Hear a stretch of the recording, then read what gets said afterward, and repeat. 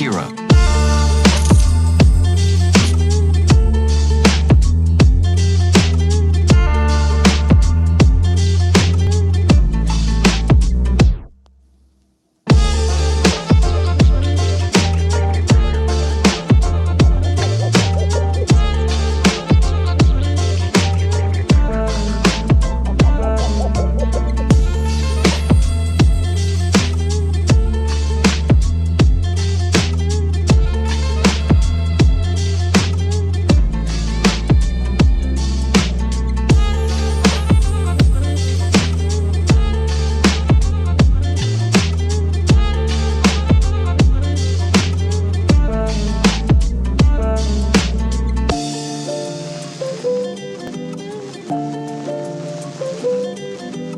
Have you any hobbies? My hobbies are fast cars and fast women. Hobbies are healthy. They teach you things.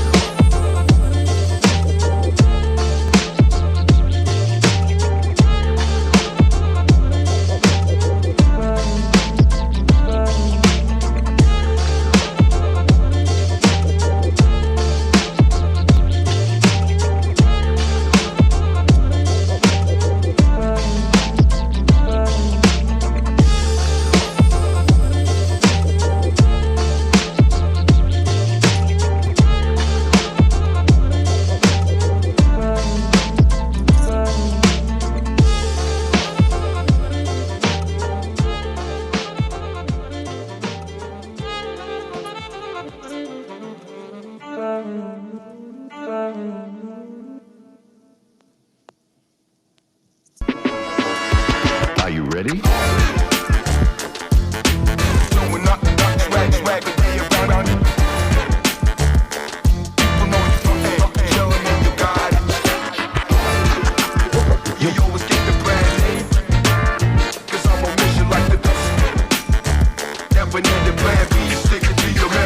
Are you ready? What is going on, everybody? James Larson here with Pro Football Newsroom, and I am joined by Abdul Beecham, St. Louis Battlehawks offensive lineman, on this Around the UFL interview series special. Abdul, how you doing, my man? What's going on, James? I'm doing just fine, baby. Appreciate you joining us as always. So this is going to be fun. We've got a lot to go over when it comes to your spring football career and where you've been. But before we get to all that, how's the offseason been treating you so far? I know you've been, trying to rehab from that injury that put you on IR. You missed the second half of the season with the Battlehawks. How have things been going? They've been going pretty well, man. I'm still out here in Arlington, Texas, rehabbing on the finger, but I'm just working out, making music, being a full-time dad. So it's been pretty smooth, man. Everything you could hope for in the off season. You've been crushing it with the music as of late. Been seeing all that content coming from your between your podcast, your music, and things, all that. You call yourself, a native Texas rapper, true Texas rapper. Can you kind of take me through a little bit, what inspired you to get into the music scene and how that side of things has been going for you? So I've always been a big fan of music in general, just all genres of music. I just believe that music can make any situation better, no matter what you're going through. But I've been freestyling and making music just on my own, for as long as I can remember. And growing up in Texas is kind of a culture, especially, high school playing football, just in the locker room before games. That's what we're doing. Like, people are banging on the lockers, beating on the lockers, and we freestyling before we walk out. Like, I know some people, they'll play some hype up music, some music to get the team pumped up, but we usually got ourselves pumped up just by going in there and freestyling and going crazy. So I kind of just took that, and made it into something different. I started pulling up to the studio and making it an official thing. So that's always been a fun process. Well, if the show goes well enough, maybe we'll get you to freestyle at the end of it. All right, let's do it. But yeah, I mean, I've been seeing, your streams have been going up each month and every month, and you've been getting some publicity, like that side of things compared to, obviously you're an NFL player, you're a spring football player, but Mhm. how much different is the music side of things when it comes to just press and PR and you're trying to get your name out there? It's definitely it's different in some ways. I would just say that, trying to with football, you get fans from all walks of life. There's different people that like football. It doesn't matter the age, the gender, the race, what it is. But when it comes to music, is a little bit different, because when you first start out, you're really trying to find your fan base. What is going to be my fan base. So right now, ironically enough, my fan base is football players. So that's what I'm trying to make the music for. And like I said, like football and music go hand in hand. We're always playing football. All football players are always playing music. When we're in the locker room, before we're about to go out to practice. So I just wanted to be that person that made music specifically for the football players, something that they could listen to before the games, before practice, at halftime, before they go back out after a big win. So that's been kind of my goal of promotion and streaming and who I'm trying to get my listeners to be. Who would you say are some of like your musical influences that kind of dictate not necessarily what you do, but where you get your inspiration from and kind of the music that you create? So I mean, there's a lot, obviously. Me being a music fan, I have a ton of artists that I could get influence from. Future is a big artist. Sauce Walker, he's a Texas artist. Is a big influence. Big X the Plug, Big Yavo. I mean, the list could go on and on. So, but for me, music, the thing that really just got me about it is I see it as a form of art. And everybody has their own artistic way of releasing music, of dropping music. Everybody has their own unique voice and how they sound on a microphone and different things. And it's just cool to see different people come together and let their art be shown, because that's how I look at it. When I make a song and I see people genuinely like it and they're commenting on it and they're running my streams up and they're doing this and that, it makes me feel really good, because this is my art. This is something that I work towards. It's the same with football. When I go out there and I make a play, well, I know how hard I worked in the off season running and lifting and doing all these things. So when I go out there and make a play in front of everybody, I feel like my art, my work is being appreciated. So that's definitely a big thing. So kind of shift focus a bit to what we're here to talk about, which is football and your career. Guys, I don't know if the people listening or tuning in know this, but Abdul's been a part of every single spring league to exist since Every single one of 2021. them. The spring league, USFL, XFL, then in the UFL. I mean, you've been across the board all over the place. And of course, in the NFL with the Chiefs and the Rams in 2019.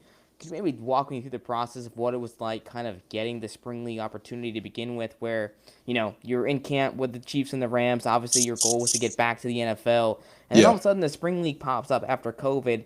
And, like you said, on your podcast, kind of like 37U football, but professional. Guys were Yes. showing up. They were paying to play. There was a lot of, like, not uncertainty, but, like, just some weird stipulations in the spring league in the sense of, like, is this legit? Like, is this going to last? Like, Brian Wood Yeah. heading the whole thing up. But you got to play a whole season with the Blues, and, that tape really helped you move on in your professional career into the other leagues. Can you take me through the spring league and how you got involved in it? Yeah. So, just like you said, just the timing of it all was probably the craziest part, because there were a lot of guys that I know during that, period of time retired, or just they went on and did other things, just because, like you said, the uncertainty. There was a lot of uncertainty around football during that time, because it was almost impossible to get back into the NFL at the time if you were out trying to get back in. And the spring league, when we heard about it as free agents, was just like, it was just like a breath of fresh air, that we could finally get on the field again and get some tape together, because I'm being at home it was miserable. And, like I said on that episode on my podcast, during that time, that was like the lowest point of my life, so I was on the side of the road selling produce. I'm selling peaches, avocados, cucumbers, like all the fruits and vegetables. I was the guy to go to, and then the spring league comes about, and it's a way for me to get back on the field, and that was just a crazy experience, but it was a good one because it really showed that I love football for real. Because if you spring league and 37U were the exact same thing. I mean, we had to get our own insurance. There were guys paying to participate. God forbid if you got injured. I mean, it was pretty much over for you. You were done. So, it was that always in the back of your mind, like, okay, I got to go hard because I got to get this film, but I also have to make sure I'm extra cautious protecting myself because right, you're trying to take care of yourself in more ways Yeah. than one, in the sense of, okay, I gotta bet on myself, get film, but also like don't want to screw myself over long term with a Yeah. big injury, and of course the bills that come along with that. A lot of you guys, like you said, like you're selling pros on the side of the road. Not everybody can afford high quality insurance, and obviously a league like this wasn't providing it. So I'm sure that was Yeah. Factors to work through. It was a scary time, but it was one of the funnest times I remember playing football though, because it was just a bunch of guys. We're all in there. We're all depressed. We're all trying to get back into the league. We're like trauma bonding with each other. We're playing ball, and it just ended up just being. We had a great time in the spring league though. And there was some legit talent in that league, right? I mean, there was Oh a lot yeah. of guys that, like, we see a lot of these guys like yourself and others who are playing now in the UFL or the CFL or even the NFL, like a Cavante Turpin, who was with the Sea Lions and now Yep. he's with the Cowboys, right? And, you were on the Blues, and funny enough, I was doing some research the other day, and I was like, wait a minute.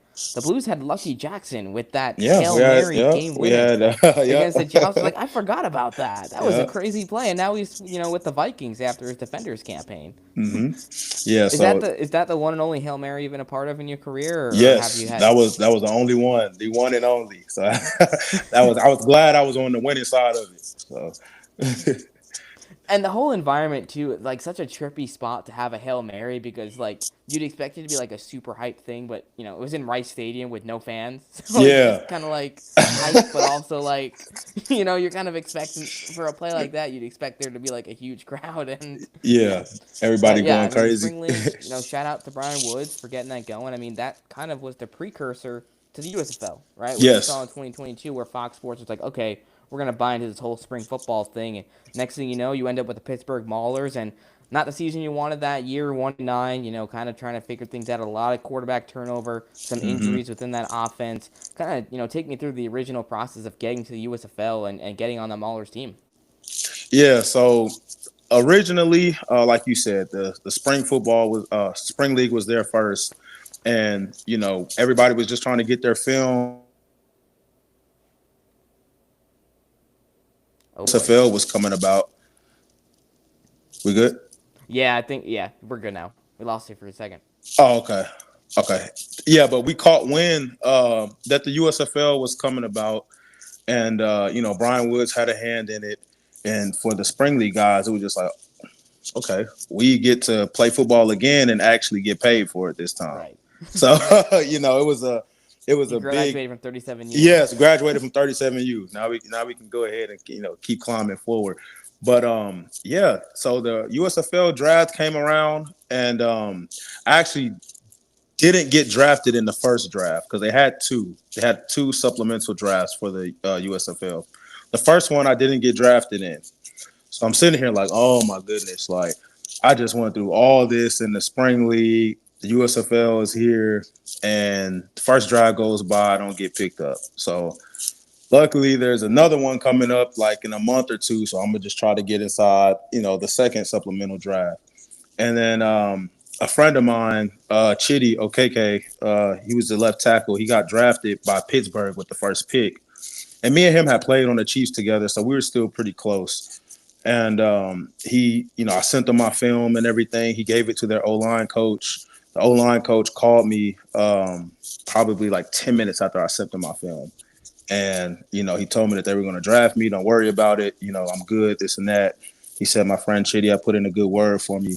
And they did exactly that. You know, the second draft came around and they ended up drafting me. The Pittsburgh Maulers did. So it ended up, you know, working out in my favor. But it was definitely a surreal moment because, you know, even for myself, you know, being an undrafted free agent in the NFL, just to say that you got drafted to a pro football team was just something that I didn't take lightly, you know. And I got drafted again, you know, the next year to Orlando, and then drafted again the next year to to St. Louis. So just even, you know, being able to say that I was drafted, you know, to a professional football team is something that I cherish for sure.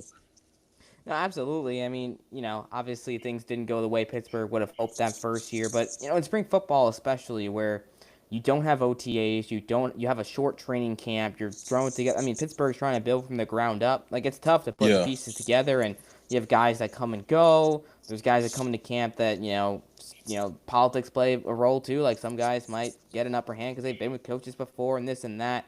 For you, like that whole 1-9 season, what were some of your takeaways from what Pittsburgh was able to kind of the adversity that you guys were able to work through, even though, like I said, you know, end result 1-9, not the record that you wanted to have.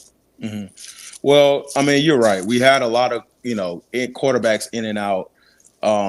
You know, the team just as a whole in general, I just don't think we were a very disciplined team, and that's the God honest truth, you know. And it started from, you know, the very top all the way down to, you know, the players. Like we were just undisciplined.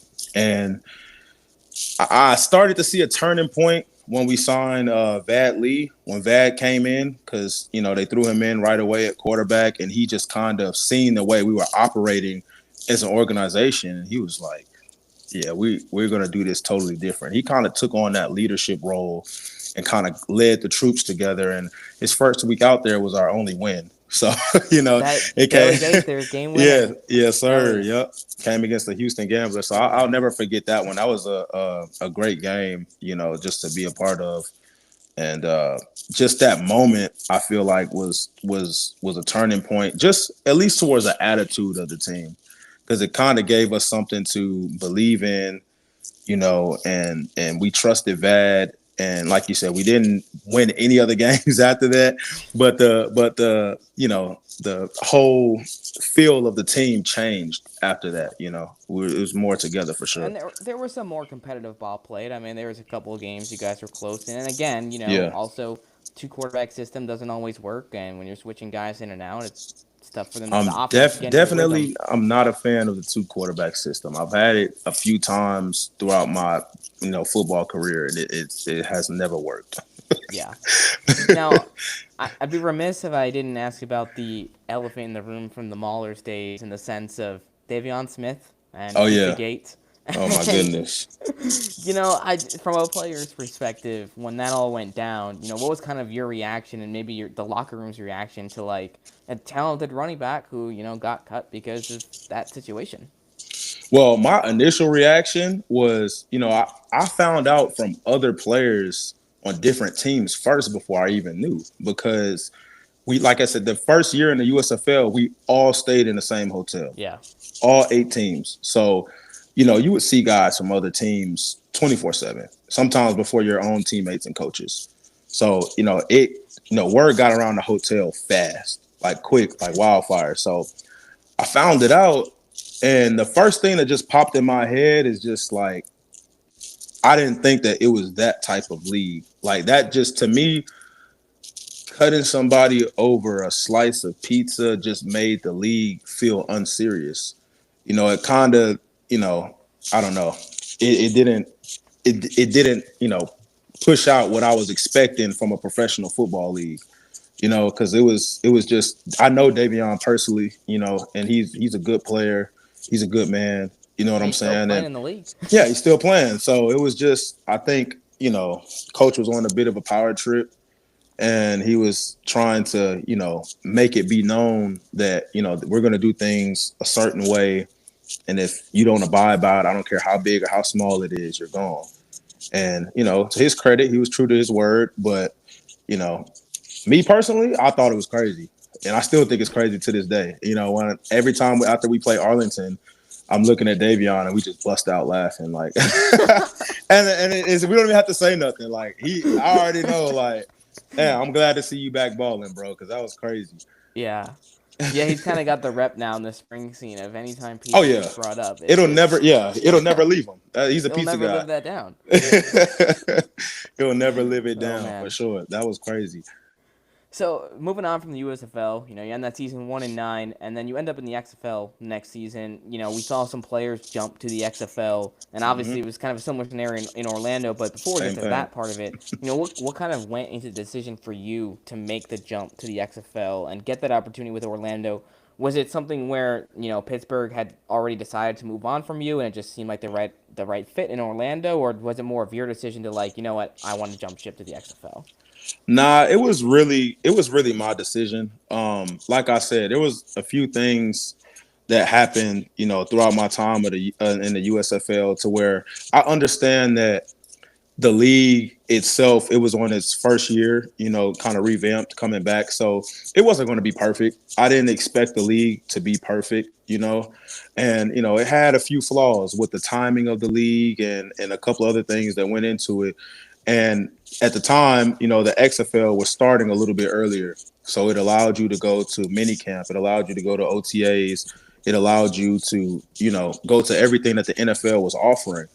And with the USFL, it was, after the season's over with, it's pretty much you get into training camp or not.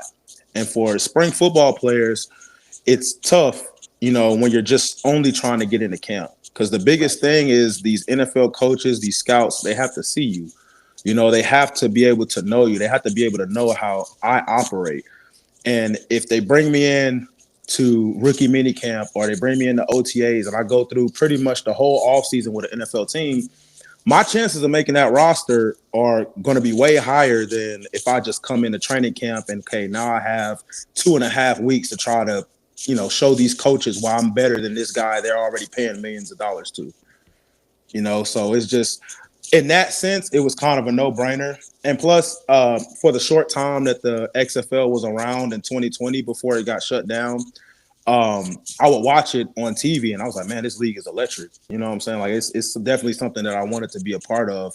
It's just the brand of football looked better, to the eyes. So that was definitely something that I wanted to be a part of. So I did enjoy my time in the USFL. And like I said, that next year, the Pittsburgh Maulers ended up going to the championship. So, crazy enough. but, It's funny how but the cards play out sometimes. yep. So yeah, I ended up going I to mean, it was a the complete XFL. different regime as well, with Ray Oh Horn yeah. coming in and there was a lot of roster turnover in Hmm. that offseason for them. But Yeah. Orlando was another story. The drama just kind of seems to follow you wherever you go in the sense Everywhere I of go, man. like there's always been something in the 1-9 season, another year where quarterback turnover left and right. You, it's just one of those teams where like there was talent on that Guardians team. I mean, there was a Oh lot of yeah. players that went on and played on other teams. It just felt like Yeah. from top to bottom, undisciplined, kind of similar to the Pittsburgh scenario. And I mean, look, I think Terrell Buckley's a fantastic person. I don't know, as a head coach, maybe wasn't the right fit for him in the XFL, but one thing I'd be curious to get your thoughts on, and actually I'm going to play a clip for you right now, and then I'll ask my question to provide a little bit of depth. Okay. Let me pull this up really quick. I want to get your reaction to this. 6 points. I mean, we struggling. We're trying to find something. We got to pick it up on offense. I'm absorb everybody. We got to go. That was horrible the first half. Buckley, coach, how do you change this momentum? We got to get different guys in there. Obviously, I got guys out there that are not competing, that are not making plays. So we got to get people in there, young men that want to play, that want to compete and make plays. I just saw you walk up and down this sideline and look some guys in their faces. What did you see out of your team? I'm seeing guys not performing. Tell them, look at the scoreboard. They got to perform. Thank you, Coach. Thank you. A positive from tonight. Is there a positive that you pull from somebody who played well, something you saw that you did like? No.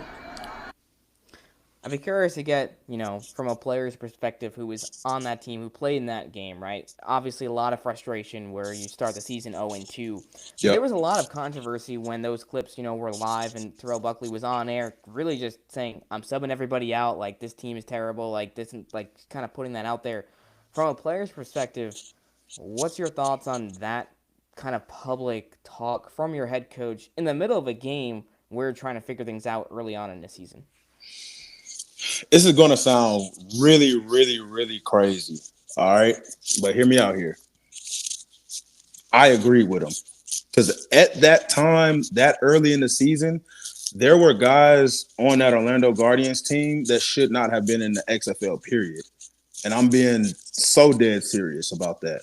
And he was true to his word. After that interview, we pretty much got almost a whole different team. Yeah. From top to bottom. They brought in a whole bunch of different people. Katie Cannon was a big addition for us after that, and it kind of sparked the team. It sparked the culture of the team. And T-Buck is a guy where he's going to admit it.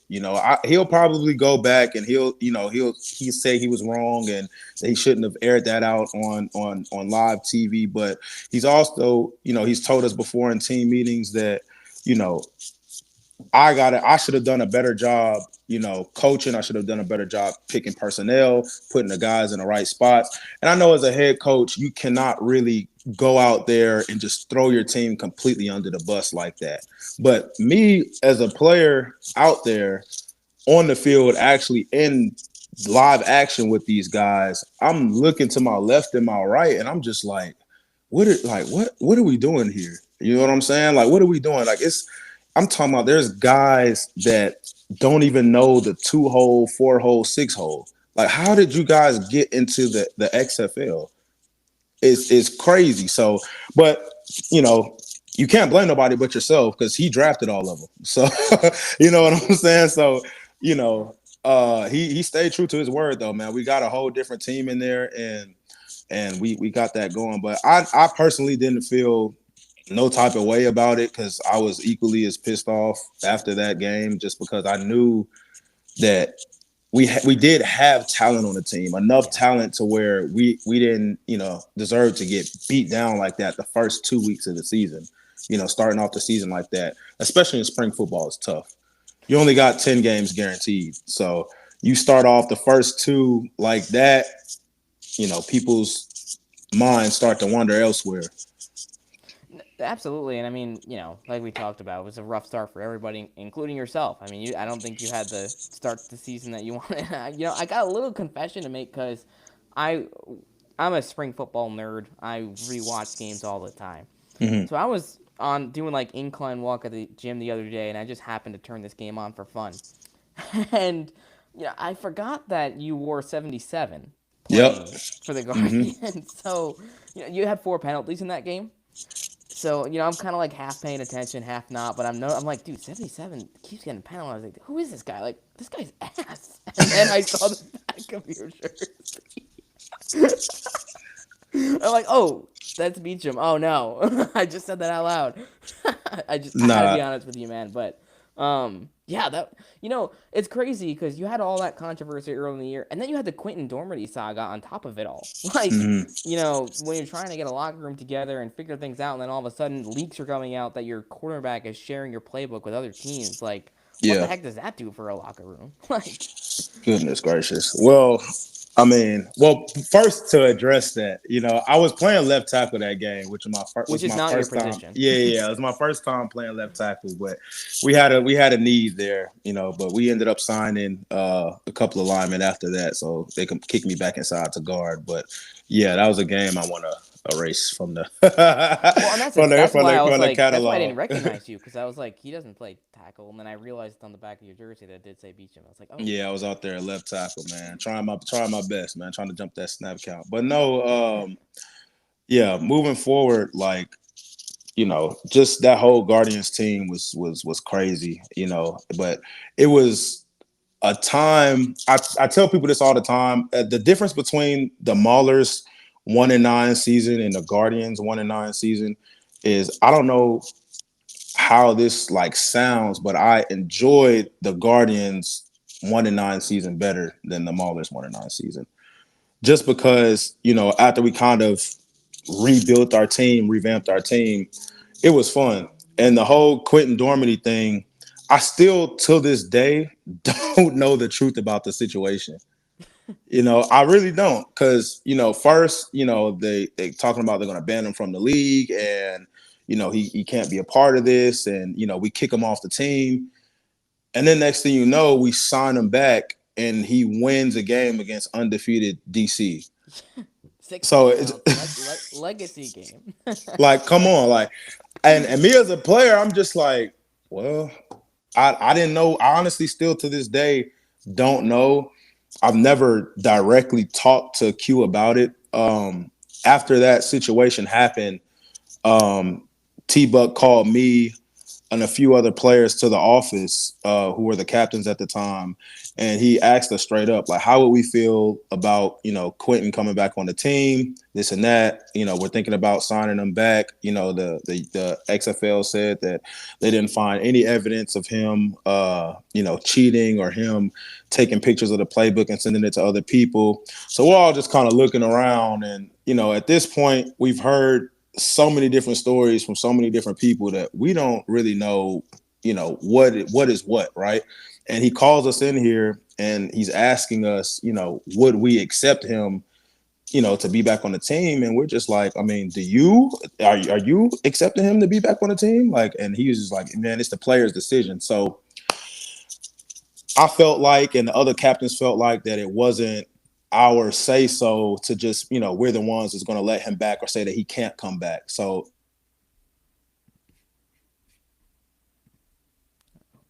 have him, stand in front of the team and kind of let everybody know, like, what was it? Like, what happened? You know what I'm saying? Like, what was this whole thing about?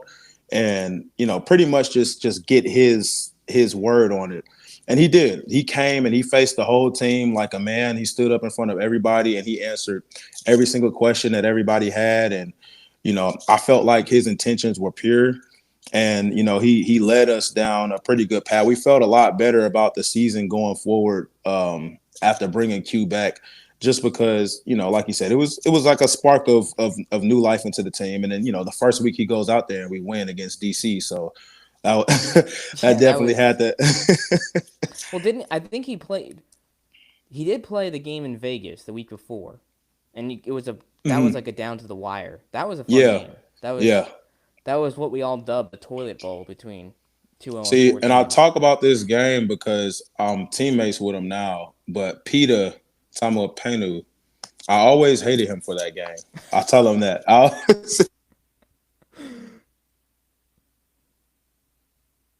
That game in Vegas, because I was out at tackle, at left tackle for that game. And like you said, it was a close game. We're going down to the wire. I think all we need is a field goal, maybe. I can't remember exactly. I can't remember if it's a field goal or a touchdown. But we're driving down the field, and we're in a situation to now where we have to throw the ball. And, I didn't really know who Peter was at that time. I had seen him on film, and he made a few plays. I seen he had a nice, club to rip. I seen he had a nice speed to power. He was real quick off the ball. He had good change of direction.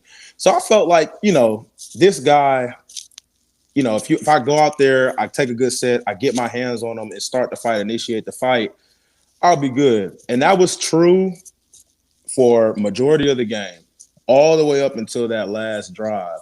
And it was just like something just clicked in with him when he knew it was a passing down, when he knew, like, okay, they have to throw the ball in this situation. It's like he becomes a totally different player. Like, that's when he is just free and he can just let loose. And that's exactly what he did. And this year, actually, with the Battlehawks, is I'm on the sideline, any game that we had where it's just a passing situation, me and Juwan Busho-Beatty, the right tackle, we're just looking at each other like, oh my God, I feel so sorry for those tackles over there. I mean, they don't even know what's about to come to him. Defensive Player of the Year this year after winning. UFL Defensive Player of the Year. He's a pure pass rusher. Like, that's just what he does. He's a pure pass rusher. And when you get him in situations where he can just go and rush the passer, it is hard for tackles to block this guy, especially one-on-one. It's hard. Like, it happens so often too, where a tackle gets hurt, and then the second the new tackle comes in, it's like, all right, he is ready. He's on go.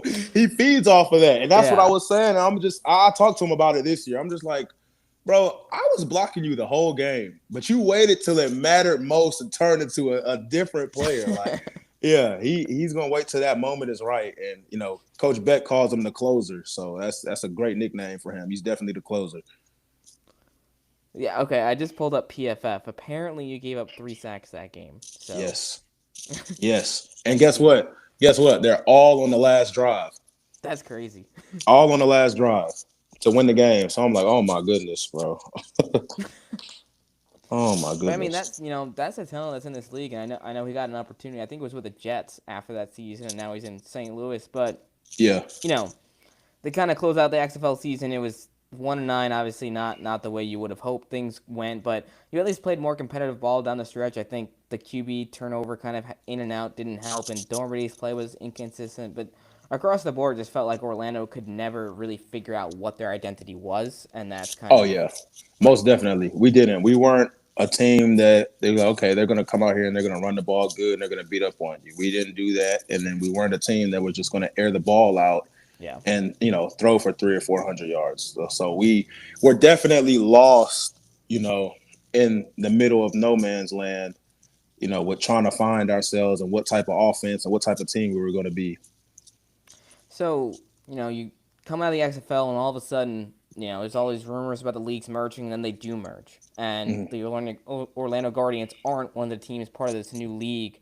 Obviously, you get picked up by the Battlehawks, but before that happened, when you're in that sort of situation as a player where it's out of your control, like how do you kind of keep yourself grounded, in a situation like that where you might not be on a team and it's not really your fault. Like it's just completely out of your, what you can control.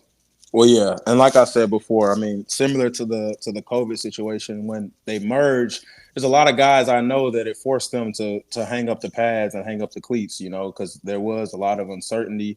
There's a lot of players that never got picked up again, But for me, I definitely was nervous at first, just knowing that okay, my team is literally just gone. They're not there no more, and the new league is taking off.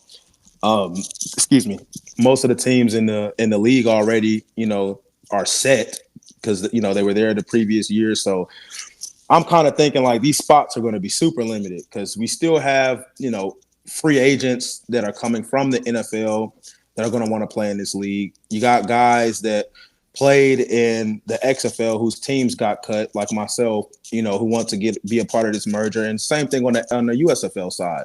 There are USFL teams that got cut too, and there's guys that's trying to get on and do what they do. But the only thing that kind of kept me sane a little bit was just the relationships that I made.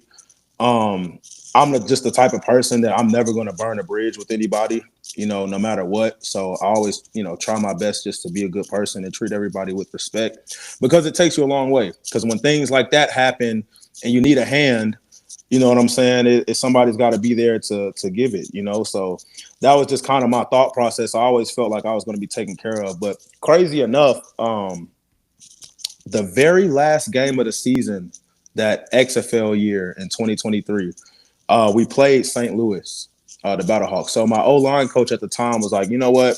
This is our last game of the year. Beecham, I know you've been playing out of position the whole entire season. So this the last game. We're not going to the playoffs. Like I'll let you play guard for this whole game, and we'll just move somebody else out the tackle so you can at least get some film in your natural position. You know what I'm saying? So I was excited about that. And I went out the last game against St. Louis and I played really well. You know what I'm saying? I had one of my better games.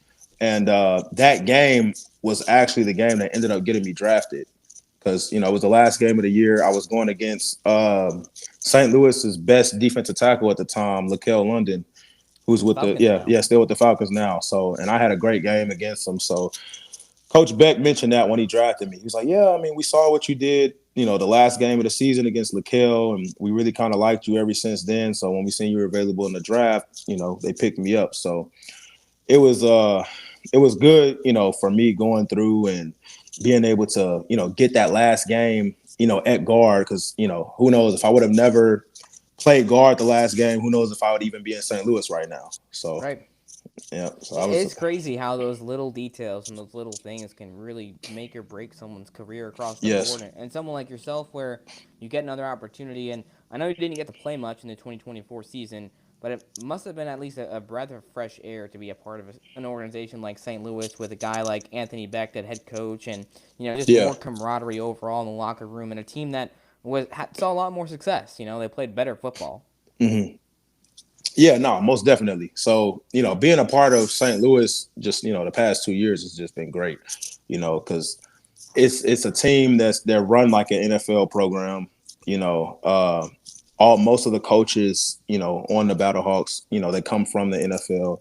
So, and Coach Beck, that's all he knows, so he's a player's coach for sure, but when it's time to do what we do, we better be ready, you better be in shape, so he doesn't take any bullshit from anybody. It's always 24/7. You got to be on your stuff. But as long as you're doing what you're supposed to do and you're not causing any trouble and you're being a good teammate, you'll love playing for him. And that's been a breath of fresh air for me, because I know, as long as I do what I'm supposed to do, be on time, be a good teammate, I got a home. I'm good. And that first season, the 2024 season, was definitely frustrating for me, just, feeling like that I should have obviously played more. But at the time, I was just using that, that whole year to kind of just self-reflect and get myself better. Okay, here are my flaws. What do I need to work on going into the next year? Because there was nothing for me that I could have done more to even get on the field. And my O-line coach at the time made that very clear, that, they have, the guys that they had, because they came back from the previous year, 2023. They had the exact same O-line coming in. They were They like, had well, a lot of camaraderie. yeah, they had a lot of unit. camaraderie. So, it was hard for me to kind of break that barrier. So, I just kept pushing along, kept pushing. And then, this year they finally let me, step in the door and bust down the gate. Yeah, to kind of circle back to Anthony Beck and being able to play for him, we hear a lot about him being a player's coach and just being a guy that players get behind. There's a reason why that St. Louis locker room all talk, says positive things about him and just want to play football for him. Yeah. Is there maybe a story or instances that come to mind where that character that Beck has just kind of been embodied from your time in St. Louis? Yeah, we've had times, plenty of times, even with the UFL or even the XFL, where, like I said, these are all new leagues. There are certain things that we might not have. There was a period in time where we didn't have any water or Gatorade, while we were there in camp or going through the season. And Coach Beck buys it all. Our team, you walk into our meeting room and it's just stacked to the ceiling with waters, Gatorades, protein bars, liquid IV packets, like all of that. And that's all coming out of his own pocket. So he will spend the money to take care of us. He shows us that he appreciates us, and we definitely, try to respond and show him. He tells us all the time, he's going to take care of us in practice, but we got to take care of him on game day. So we try to live by that motto for sure. And kind of speaking of that whole coaching staff in St. Louis, one of the stronger coaching staffs we've seen in spring football in general. Oh yeah, the for caliber sure. of guys that come in the sense of Beck is new to the scene, but he's brought his staff is just full of quality guys that a lot of them have been in the NFL. And this year you got to work with Mark Colombo, who needs no introduction at NFL. He's been in the NFL as a coach and as a player, a Pro Bowler. Could you maybe talk a little bit about the experience of what it was like playing with him this season, just kind of learning from him and seeing this? That offensive line, it has always been good, but I felt like it took an even bigger step this season with some of the things Colombo was able to do. Oh yeah, nah, for sure. It was playing for Coach Colombo was just amazing, honestly. Like, I'm getting excited just sitting here talking about it. He's a fiery guy, and our offensive line room kind of like fed off of that. And It's I'm not sure to look at too. Oh yeah, nah, yeah, he's a massive human being. But man, when you want to talk about a great coach, like a guy that genuinely cares about his players, who he pushes us to the limit every day, but he's the only one that could push us to the limit. Nobody else can come over and talk about the O-line. Nobody can say anything bad to the O-line. You're going to have to deal with him first before you deal with us. So, and that ran true for anybody around the league, and it was well known in the UFL, headquarters that, yeah, you don't mess with St. Louis O-line because you're going to have to deal with that big guy. over there. But playing for Colombo, man, it was amazing. I mean, he taught me so much more just about the game of football in general, about coverages, about safety rotations, linebacker patterns and, just everything, stances that defensive linemen have, just little techniques, little tips. Like he has them for days, and it definitely helped our O-line because the game just felt really easy this year. Like whenever I was in, it just, it was simple. Like, it was like, okay, we've seen this 100 times during the week, and then we just go out there and execute it. It was like it felt like a walkthrough, and that showed out, on film with the way this O-line performed this past season. So I'm not sure of Coach Colombo's plans at the moment, but I'm praying he comes back for one more with us. Yeah, I mean he's like we said one of the best to do it and one of the highest caliber coaches in this league. I'm gonna go off script really quick because we got a question here from UFL highlights. Beach, if you could have an edit to one of your songs, what are you picking? An edit to one of my songs? Yeah, like a player edit, with one of your songs in the background. Like which player am I picking? No, like which one of your songs are you picking to have an edit of yourself? Oh, okay. Oh, damn, that's a tough one. I'm gonna go with Tex-Mex. It's got to be Tex-Mex. We used to play that in the locker room all the time before practice and games. There Just you go. gets the juices flowing, man.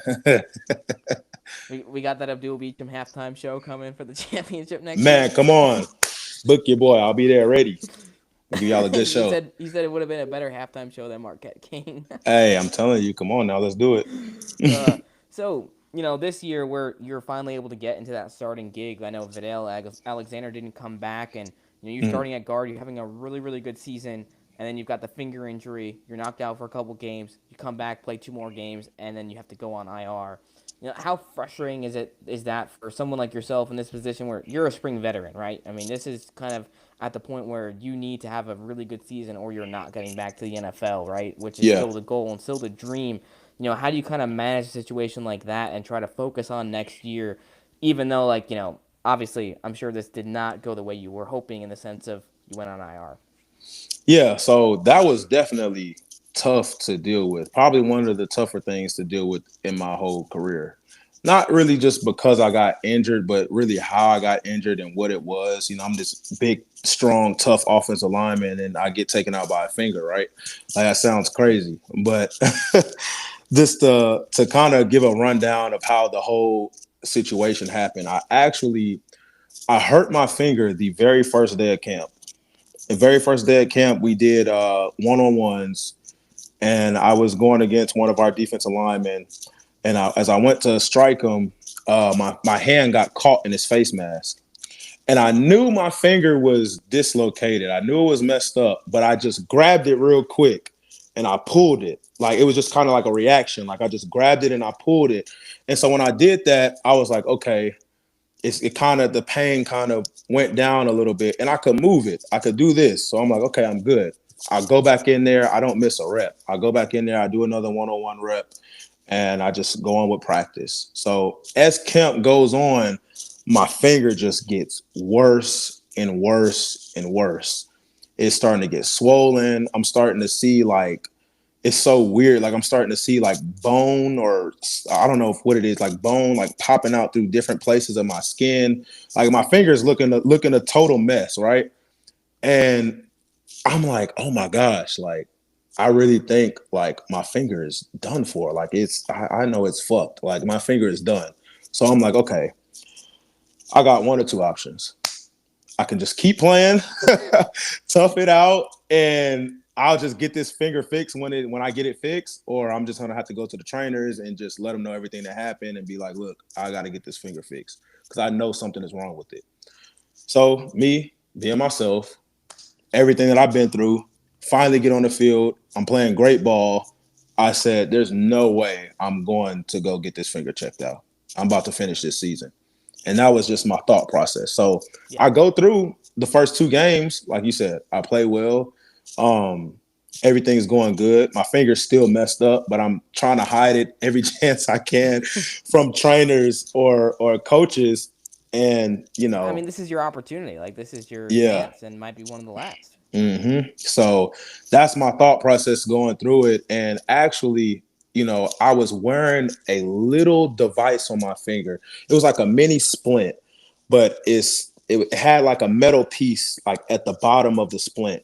So we were playing San Antonio it was fourth quarter, like the last drive of the game. I fall down, at the end of the play. When I fall down, I kind of fall on my hand like this, and the splint cuts like the bottom of my hand right here. So I'm like, damn it. Like, I'm not really too mad about it. It's just a cut. So, but there's blood running all down my hand. So I'm like, okay, let me go to the trainers because the refs made me get out the game so they could clean up this blood. So they go to clean up the blood. And as they're cleaning the blood, they look at my finger and exact words of the doctor. Oh my God, what the fuck is wrong with your finger? Oh my gosh. And I'm like, well, I can't hide this no more. So I show them my finger, and this is the finger now. So you see the scar going all through it. That is gnarly. And yeah, so man, they like, what is wrong with your finger? Like, and I'm just like, I heard it during camp. It was like, during camp? We're the second week of the season. You never got this checked out. And I'm like, no. They're like, we got to go to the back now. Like, we have to get x-rays and this and that. So we went to the back. They gave me my x-rays and everything. And they were like, yeah, your finger has still been dislocated this whole time. Like it's been out of place. That's probably why it's turning purple because the circulation is about to start getting cut off, and it turned into like a really serious situation to where they're like, okay, we have to go into surgery now before you lose this finger. So in the back of my head, I'm just like, damn, like I was on the top of the world, and then this kind of happened, and I'm like, I knew eventually it was going to happen, but just me being selfish, I still let it play out that way. And, I'm there and they're like, okay, well, we're going to try to pop this finger back into place because like it's literally now it's out of place, but it's starting to heal up out of place. So that's why you see like, I'm like, why, what are these little like bones or like little knuckles like popping out of my skin at different places? They're like, well, you have new growth growing and it's like your finger's out of place still. So it's growing like and popping out through different places in your skin. So my finger looks crazy. So they're there. They're like, we're just going to pull on it. Does it hurt? I'm like, just go ahead. Just go get it over with. So there's 3 doctors back there and they're all pulling on my finger. Like 2 of them are holding my hand down. And the other one is just yanking on my finger as hard as he can. And they're like, okay, did you feel anything? Like, did it go back into place? I'm like, I didn't feel it. I didn't feel nothing. Like, so we go through, they do the x-ray 2 more times. And I just see the look on everybody's face. And the doctors are not making me feel any more comfortable about this. Like they're back there stressing. They're rubbing their head. They're looking at me. And then he gets on his phone real quick. He's talking and he steps out of the room. I'm like, oh God, this is not going to be good. Yeah, I'm cooked. Like there's no way it's going to be good. So they come back in and they're like, well, we can't get your finger back into place, but we can give you a nerve block right now in your hand so you can't feel anything. And then we're just going to go 100% and try to get this back into place. So I'm like, okay, do what you got to do. Because at this point, I've been dealing with this finger has been hurting for months now. And what's a little more pain going to do? So they come in, they give me the nerve block in my hand. So now my whole hand is numb and they are just going to town on it. Still can't get it back into place. So they're like, yeah, you're going to have surgery tonight, this and that. And you're going to have to stay back in St. Louis. And I'm just like, oh my goodness, like this is insane. I can't believe this is actually happening right now. So, but they ended up letting me fly back with the team to Dallas. And I ended up having surgery the next day on my finger. I had an open reduction done. And, the doctor comes to me afterwards and he was like, well, good news is, we did your surgery. We're going to cast you up. We'll put a splint on there. And then you can go back to playing again once your stitches are out. So I'm like, for real? Like I can go back out there and play again? He was like, yeah, as long as you can play with the cast on, you're good. So I did exactly that. My stitches came out in 10 days. Right at the 10-day mark, I was right back out at practice. and I'm I'm out there with the cast on, and I go meet big with club. coach. Yeah, What is I that go like meet. Jason Pierre-Paul style? Yeah, I go out there and I meet with Coach Beck beforehand, and he's like, "Let me see your hand. Like, let me see the cast." And I'm showing him. He's like, "You sure you can block with this?" I was like, "Yeah, I think I can. Like, I think I'll be all right." I was like, "We can go out to practice today and try it and see how it goes." So I went out to practice and I did it. They liked the way I looked, so it was like, if you feel, as long as you feel comfortable, going out there and playing, we're good. We can do it. So I did that. Came back, played 2 more games, and the second game, goodness, who was it against? In week Arlington. 6, Arlington. Yeah, we played Arlington. Yeah, against Arlington. So I actually broke my cast in that game. Oh no. So yes, I broke the cast in half. So I'm on the bus and I'm just like moving my wrist around. I'm like, oh, this can't be good. So like, they're like, yeah, you're gonna have to go back to the doctors as soon as we land back in Dallas. So at this point, I'm just like triggered by going to the doctors, and Yeah. I go to the PTSD. yeah, right. I go to the doctors, and they take the cast off, and they immediately go back there and give me the X-rays, and then the doctor comes in and he has that same look on his face, just kind of looking down, and he takes a deep breath and then he sits down, and he was just like, well, everything we did in surgery has completely been undone. Your finger is literally dislocated again as we're talking right now, and the ligaments that they put back together have just popped back off, and it was all bad. So at that point, they were like, we gotta get this surgery this week.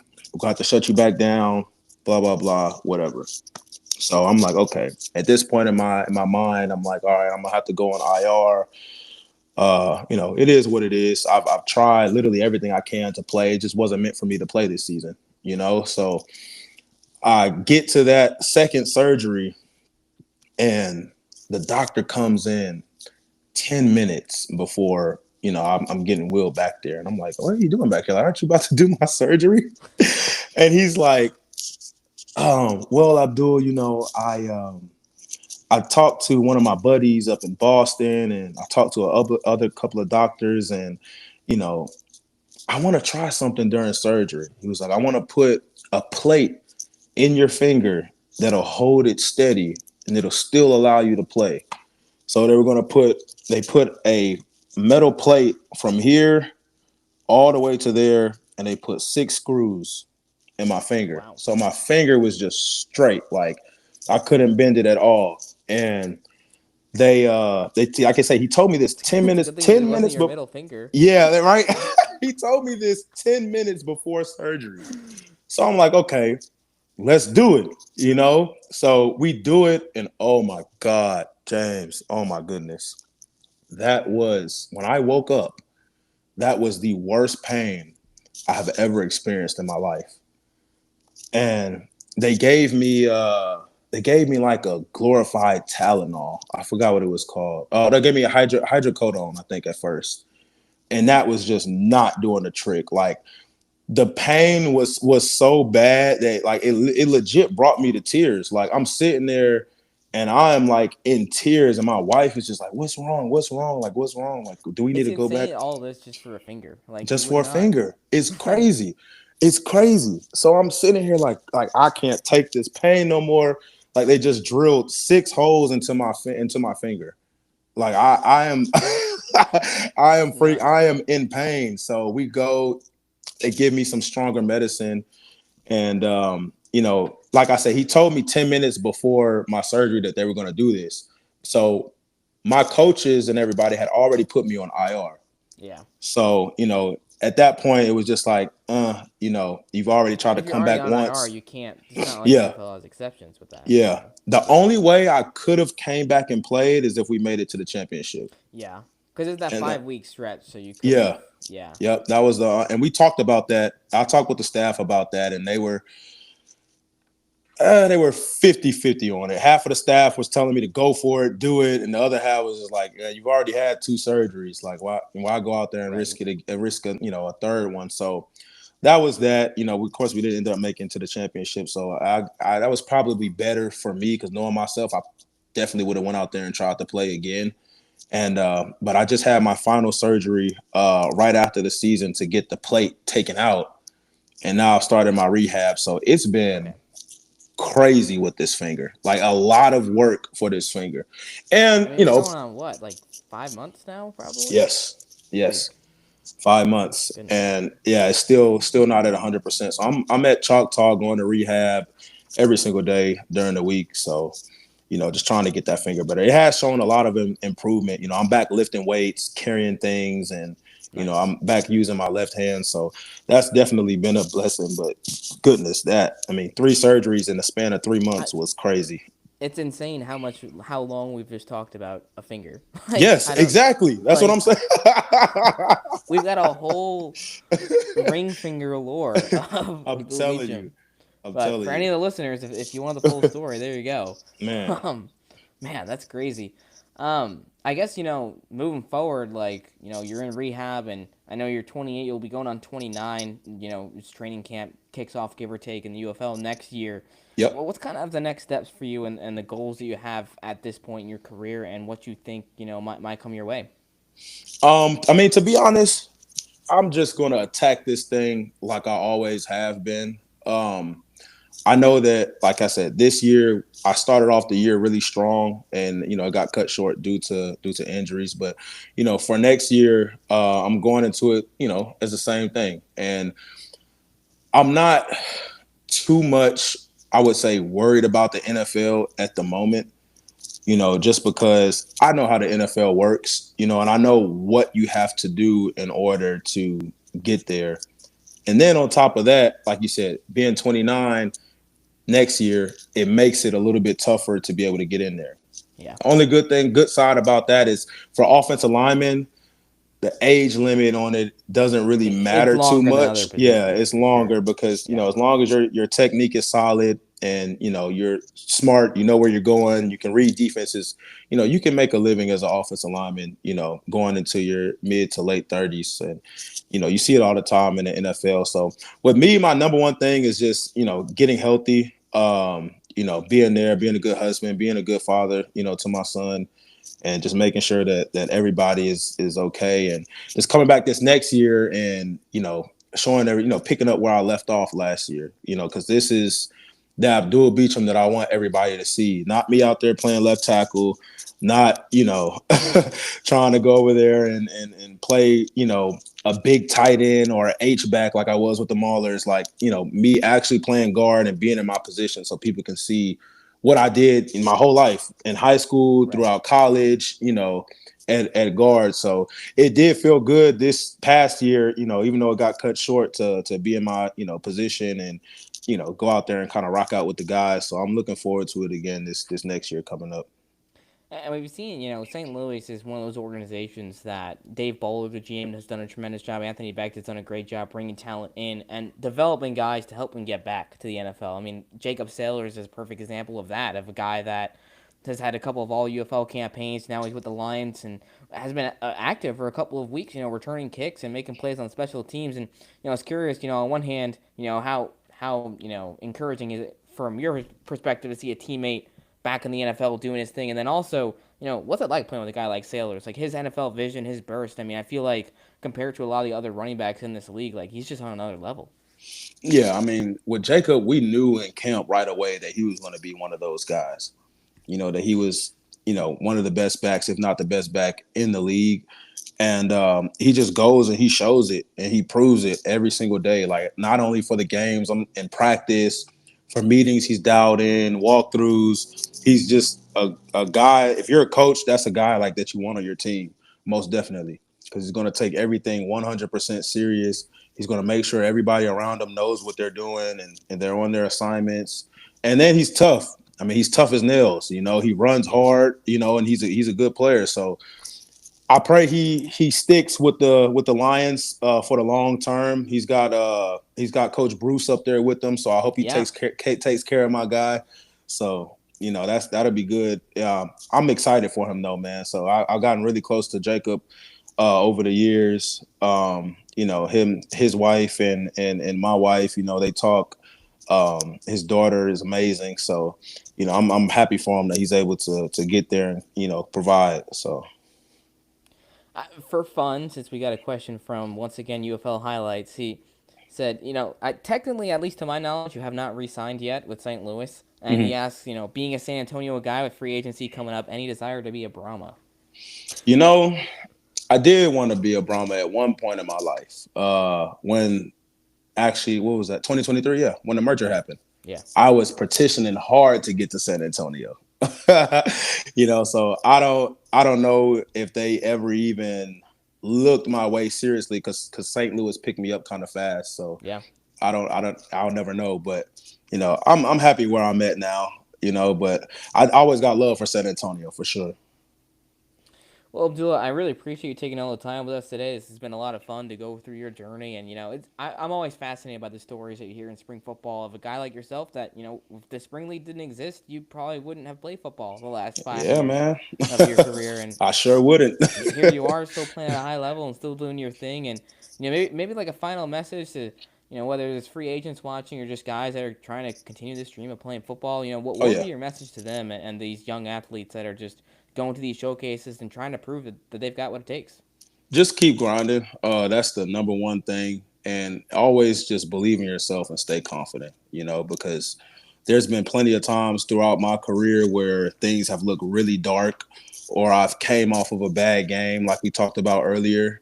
And, you get down on yourself and you kind of think, but, as long as you stay true to yourself, stay confident, believe who you are, and, know that you're supposed to be there. Don't, get all big-eyed and, oh my God, I guess the UFL or, this guy played in the NFL and this guy did. No, you don't have to worry about any of that. Just be confident, stay true to yourself. And when things get dark, just keep going. I promise you things will get better. Just stay consistent. Well, I absolutely love to hear messages like that. And Abdul, thanks again so much for joining us. This was another episode of the Around the UFL interview series. To everyone who watched along, we appreciate you. You know what to do. Make sure to subscribe to the UFL podcast here on YouTube.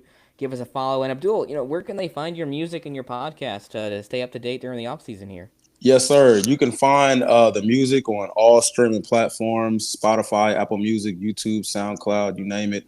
It's Beach, Beech, and you can just type up, my whole catalog from there. 300 plus podcasts. You can follow us on Instagram at 300 plus PLUS podcast. Go ahead and give your boy a follow, man. We're doing big things out here. I mean, we even got UFL highlights here in the chat saying, did you put crack and narcissistic? Because that's been stuck on rotation for me. Yes, sir. Yes, sir. I appreciate that, man. Keep streaming. I appreciate that so much, more than you even know. Well, man, I appreciate you once again. And to all of our viewers, have a great rest of your day, and we'll see you in the next episode.